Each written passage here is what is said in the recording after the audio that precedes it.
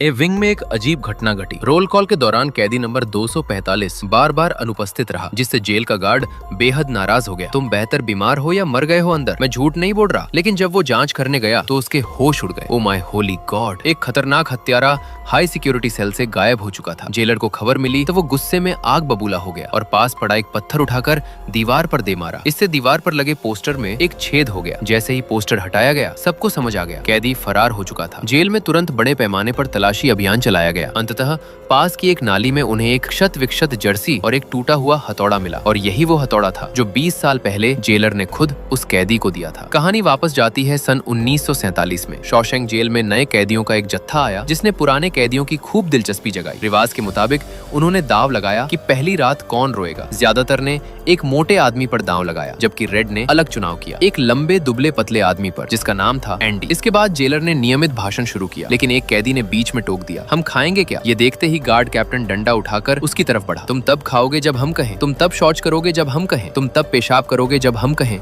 साले कीड़े। तेज पानी की बौछार के बाद नए कैदियों का जेल में नया जन्म हुआ और उन्हें अपनी अपनी कोठरियों में बंद कर दिया गया। पहली रात जेल में बेहद लंबी लगी। हर कोई चुपचाप अपने मन में सोच विचार करता रहा। जब गार्ड ने आखिरी बत्ती बुझाई तो पूरा विंग अंधेरे में डूब गया। तभी पुराने कैदियों ने नए लोगों को तंग करना शुरू कर दिया। मोटे गधे, मैं जानता हूँ कुछ बड़े खुयर जो तुम्हारी खूब खातिर करेंगे। आह, मैं यहाँ का नहीं हूँ, ये बुरा है, मैं जानता हूँ। मोटा आदमी बर्दाश्त नहीं कर पाया, रोते चिल्लाते घर जाने की मांग करने लगा। जब गार्ड आया तो वो और भी हिस्टेरिकल हो गया, गिड़गिड़ाने लगा। आखिरकार उसे बाहर घसीट लिया गया और कैप्टन ने उसकी बुरी तरह पिटाई की। आसपास के कैदी देख नहीं सके और उसके लिए गुहार लगाने लगे। उनका मकसद तो बस थोड़ा मजाक था, ये नहीं सोचा था कि बात यहाँ तक पहुंचेगी। थोड़ी देर बाद वो जमीन पर पड़ा बेहोश हो गया। उसे मेडिकल रूम भेजा गया, लेकिन डॉक्टर छुट्टी पर जा चुका था। वो रात भर वहीं पड़ा रहा। सुबह जब डॉक्टर आया तो बहुत देर हो चुकी थी। उसे डराने वाले कैदी को यकीन ही नहीं हुआ, एक मजाक जानलेवा बन गया। मगर यहाँ एक कैदी की जान की कोई कीमत नहीं। जिंदगी पहले की तरह चलती रही, कोई उसे याद नहीं करेगा। जल्द ही एंडी की भी मुसीबतें शुरू हो गईं। एक समलैंगिक कैदी की नजर उस पर पड़। किसी ने अभी तक तुम्हें पकड़ा नहीं? ये सुनकर एंडी चुपचाप मुड़कर चला गया, लेकिन वो पीछा छोड़ने वाला नहीं